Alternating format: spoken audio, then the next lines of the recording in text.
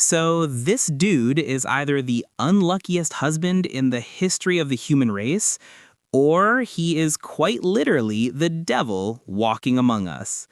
I'm talking about a guy who loses his first wife in a freak accident involving a carjack on a dark, lonely road. Tragic, right? Everybody feels bad for him. He collects a massive insurance payout, plays the grieving widower, and eventually moves on.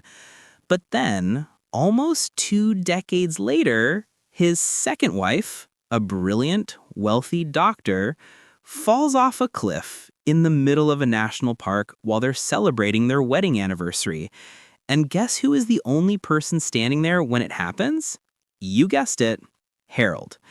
This story isn't just about murder, it's about a guy who built his entire existence on a foundation of lies so thick, you need a jackhammer to get to the truth. We are talking about a man who pretended to have a job for 20 years while actually just sitting in a Panera Bread parking lot staring at the internet. A man who marked the spot where his wife would die on a map with an X before they even left the house. A man who viewed the women in his life not as human beings, but as walking, talking ATM machines. You are about to hear a story that is going to make you question every single relationship you have ever had. And by the end of this, you are going to want to scream. Buckle up because we are diving deep into the twisted, pathetic, and deadly mind of Harold Henthorn. Let's rewind the clock back to 1995. We're in Douglas County, Colorado. It's nighttime, it's dark, and we have Harold Henthorn, who is 39 years old at the time, and his wife, Sandra Lynn Henthorn. Now, by all accounts, Lynn is a sweetheart. She loves this guy, she thinks he's charming, she thinks he's successful, and she trusts him with her life, which, as we're about to find out, is a massive mistake. So it's late at night. Harold and Lynn are driving their Jeep Cherokee along Highway 67. It's a remote road. There aren't a lot of streetlights. There aren't a lot of other cars. It's just them in the darkness. According to Harold, he suddenly realizes that one of the tires feels mushy. Not flat, just low. A normal person drives to a gas station, right? A normal person finds a well-lit parking lot. But Harold? No. Harold decides that this exact spot in the pitch black on the side of a gravel road is the perfect time to play mechanic. He pulls over. He gets the jack out. Now here is where the story gets weird immediately. Harold claims that Lynn, his wife, decides to get under the car to help him. Think about that for a second.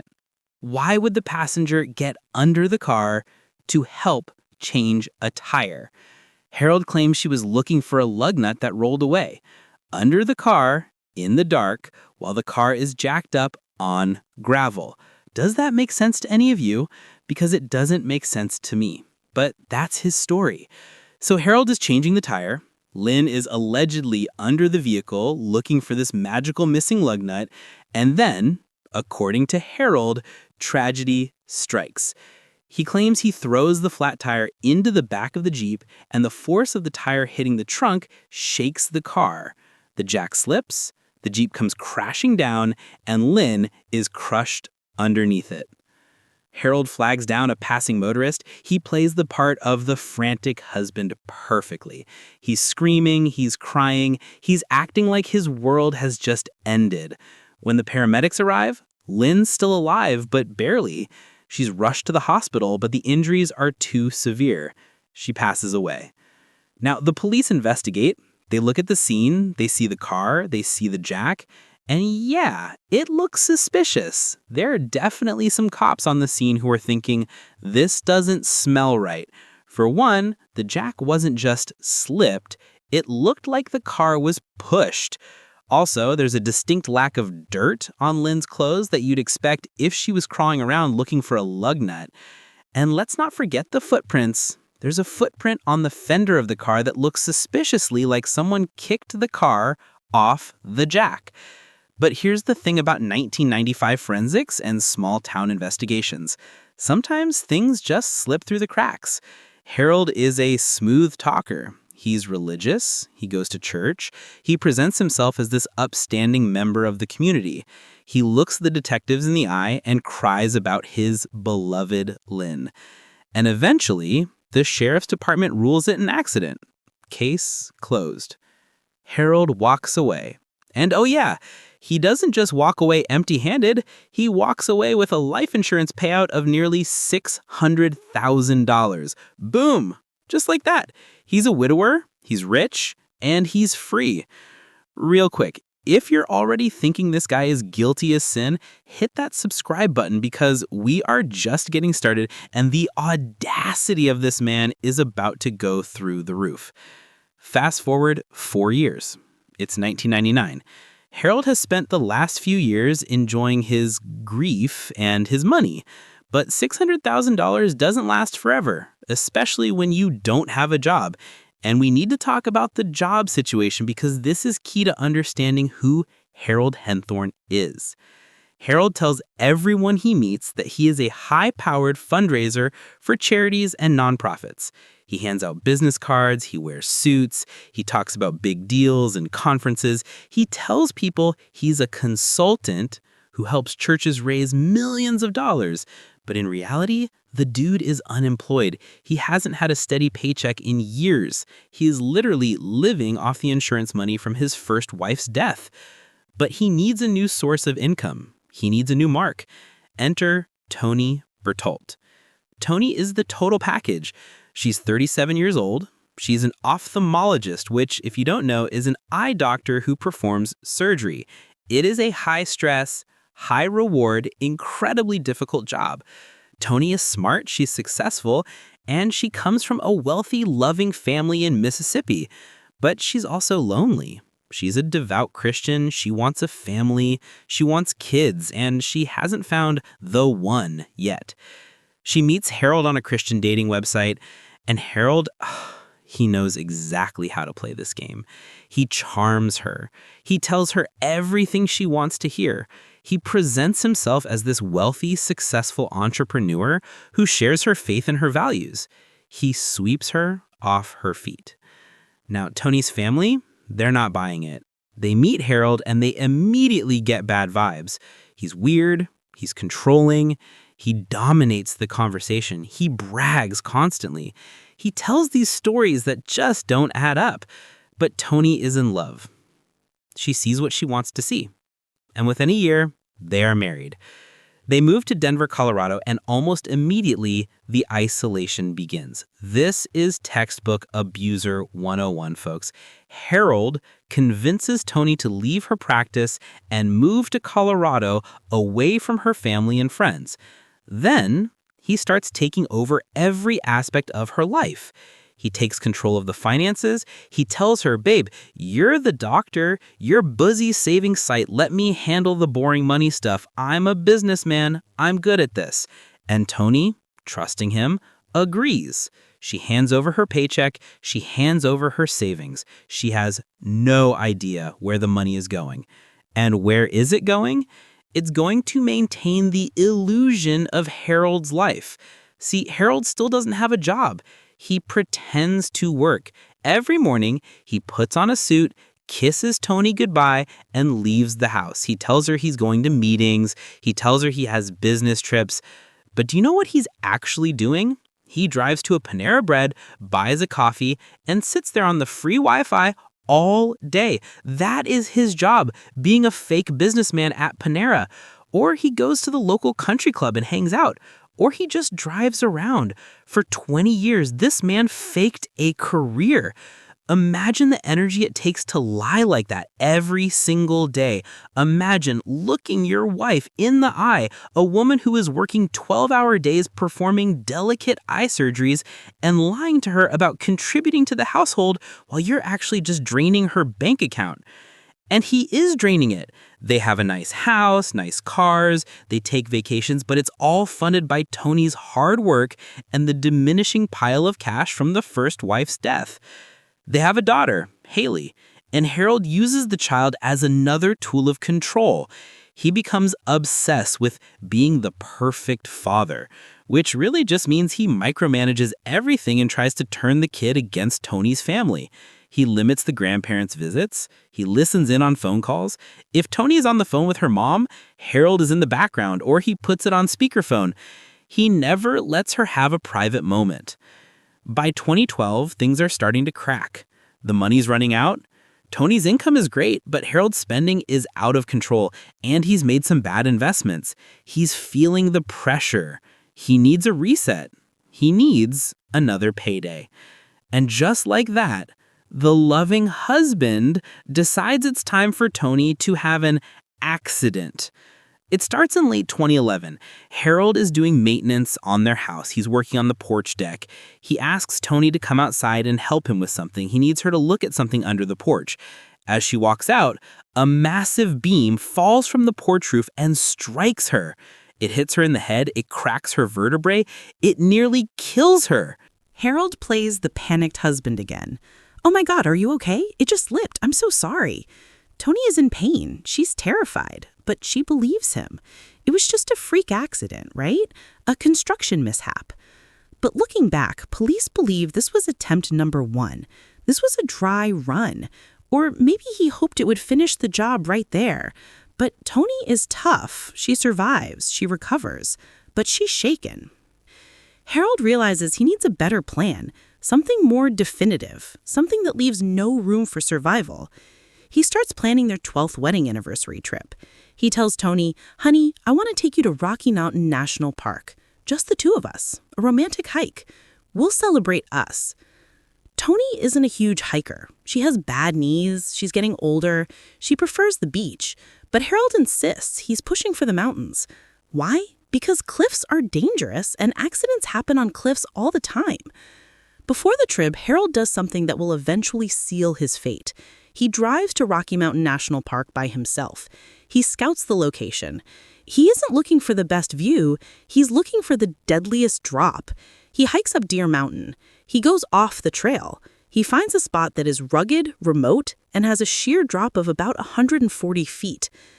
And then, and I cannot emphasize enough how stupid this is, he marks the spot on a park map with an X, a literal X.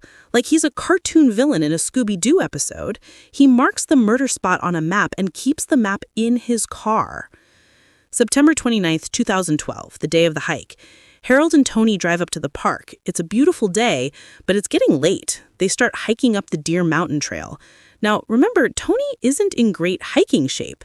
This is a strenuous trail, but Harold keeps pushing her. "Come on, honey, the view is worth it. Just a little further." They get to a point on the trail where Harold says, "Let's go off trail. I want to show you this special spot." Now, going off trail in a national park is generally a bad idea, especially on rough terrain, but Tony follows him. She trusts him. They scramble over rocks, through scree fields. It's difficult terrain. They finally reach an outcropping with a stunning view and a deadly drop. According to Harold, they were taking pictures. He claims Tony was trying to get a picture of the view, or maybe a chipmunk. His story changes, which we'll get to. He says he was looking at a text message on his phone, looking down, when he saw a blur of movement. He looked up and Tony was gone. She had fallen over the edge. That's his story. But here is what actually happened. We don't know the exact words spoken, but we know the physics. Tony fell 140 feet. She hit rocks on the way down. It was a brutal, catastrophic fall. There is no way she survived the initial impact without massive, life-ending injuries. But Harold doesn't call 911 immediately. No, he waits. He delays. When he finally does call, he's calm. Too calm. He tells the dispatcher that his wife has fallen. He says he's going to try to get down to her. It takes him a long time to get down to the body. When he finally reaches her, he calls 911 again. He tells them she's in bad shape. The dispatcher tells him to perform CPR. Now, here is one of the most chilling details of this entire case. The dispatcher is telling him how to do CPR. Pump the chest, count with me, 1, 2, 3, 4. Harold is on the phone saying, "Okay, I'm doing it. But the dispatchers and the experts who listened to the call later noticed something. Harold didn't sound winded. Doing CPR is exhausting. It's a workout. You are breathless after 2 minutes. Harold sounded like he was sitting in an armchair. Also, there was no background noise of rustling fabric, no rhythmic grunting of effort. He was faking the CPR. He was literally sitting next to his dying or already dead wife, holding the phone and pretending to try to save her life while actually watching her bleed out.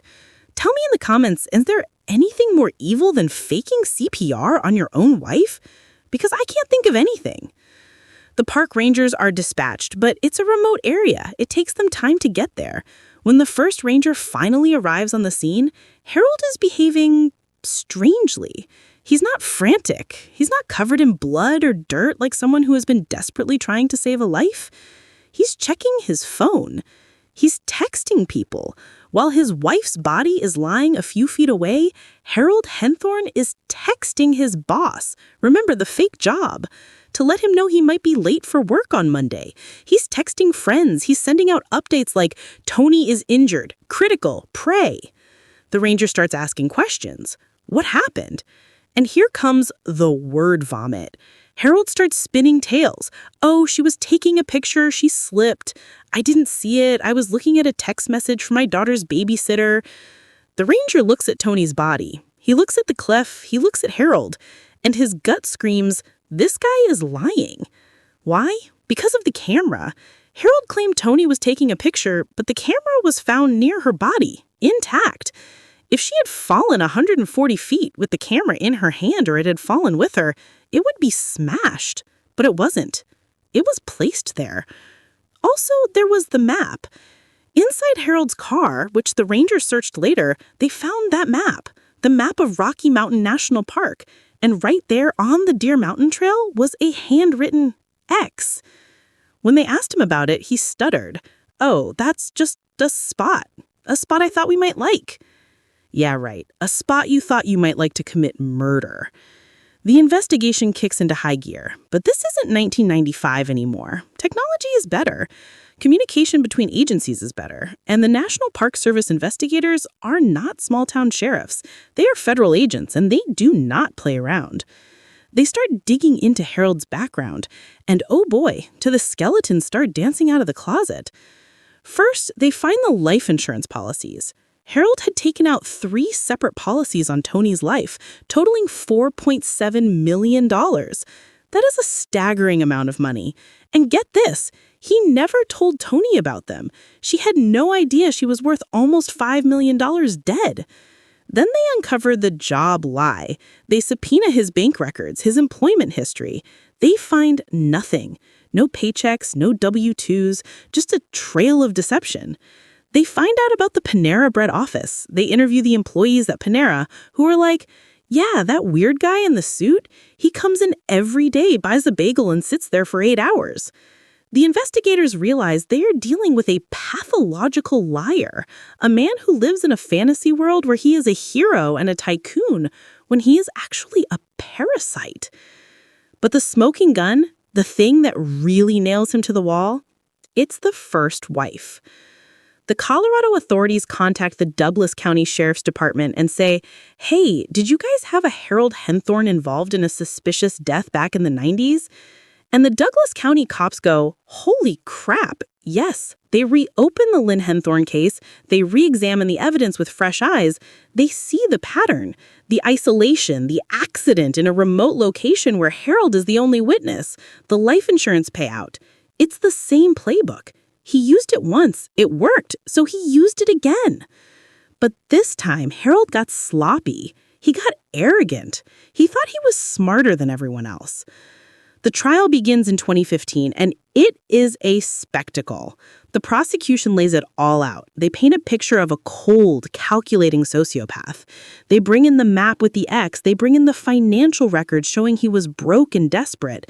They play the 911 call where he is clearly faking CPR. The defense tries to argue that Harold is just awkward. They try to say, look, he's a weird guy. He lies about his job because he's insecure. That doesn't make him a murderer. They try to explain away the map as him being a meticulous planner. But the jury isn't stupid. They see right through him. One of the most heartbreaking moments of the trial is when the details of Tony's life come out. Her family testifies. They talk about how she was slowly erased by this man, how he took her sparkle, her independence, her money, and finally her life. They talk about the daughter, Haley, who is now growing up without a mother because her father decided he'd rather have $4.7 million than a wife. And let's talk about the daughter for a second, because this is the collateral damage of evil. During the investigation, Harold tried to turn Haley against Tony's family. He wouldn't let them see her. He tried to adopt her solely so he could control her trust fund. This guy has no bottom. There is no depth he won't sink to. Fortunately, the court sees this too. The verdict comes back. Guilty. First-degree murder. Harold stands there, stone-faced. He doesn't cry. He doesn't scream. He just has that same blank, arrogant look he's had the entire time. He truly believes he should have gotten away with it. During the sentencing, the judge rips into him. He calls him a calculating, controlling predator. He sentences him to life in prison without the possibility of parole. Harold Henthorn will die in a concrete box. He will never eat a Panera bagel as a free man again. He will never scam another woman. He will never push another human being off a cliff. But the story doesn't end with the gavel banging down. The ripple effects of this are massive. First, the Lynn Henthorn case remains officially closed as an accident in terms of a conviction, but everyone knows the truth now. Harold killed her too. The justice for Lynn is that her killer is finally locked up, even if it's for a different crime. Second, Tony's family fought for custody of Haley, and they won. That little girl was taken away from the monster who killed her mother and is now being raised by the people who actually love her. She's growing up in a home filled with truth, not lies. And third, this case serves as a massive wake-up call about the dangers of coercive control. Harold didn't just wake up one day and decide to kill. He spent years grooming his victims. He isolated them. He made them dependent on him. He gaslit them into believing he was their savior when he was actually their executioner. Does any of this sound normal to you? Of course not. It's the behavior of a predator. It makes you wonder, how many other Harolds are out there? How many other accidents happen on remote highways or lonely hiking trails? How many other grieving husbands are actually just cashing checks? The scariest part about Harold Henthorn isn't that he was a monster. It's that he was a boring monster. He wasn't a raving lunatic. He was the guy next door. He was the guy at church. He was the guy in the suit at the coffee shop. He hid his evil behind a mask of mediocrity. And that, my friends, is what makes this story so terrifying. So let's recap.